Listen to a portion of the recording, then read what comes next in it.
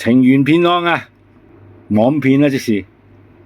通常咧嗰啲人咧就會用啲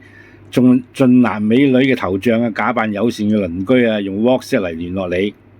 用各種唔同嘅手法，例如住所漏水啊，或者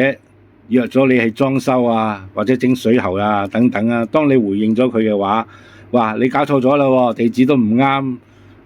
騙徒就會好客氣咁同你講，唔好意思啊，對唔住啊，騷擾咗你啊，萬分抱歉啊。仲會好客氣咁樣同你講，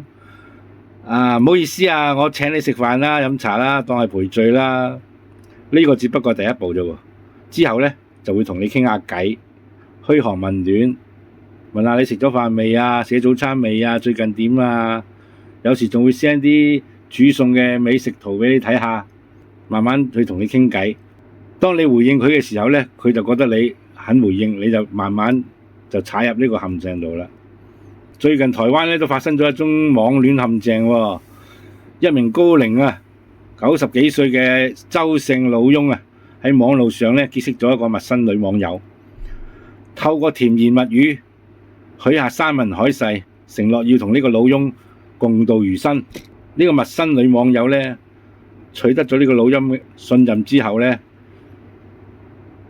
就以需要養老金為由，要求老翁匯款俾佢。而呢位阿伯咧係從來都冇同呢個女方見過面嘅，但佢都對呢個女仔咧深信不疑，就係呢個六月頭啦。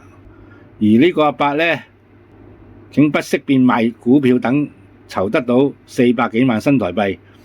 並準備前往銀行咧企圖匯款俾對方作養老金。正當呢位阿伯咧喺銀行咧櫃位度辦理大額匯款嘅時候，聲稱咧，因為而家銀行問好多嘢嘅，所以見你一個老人家要匯咁多錢咧，就會問你好多嘢，驚你俾人呃。所以呢個阿伯咧就話呢筆錢係要俾朋友當養老金嘅，銀行就起疑心啦，隨即就通報警方到場處理。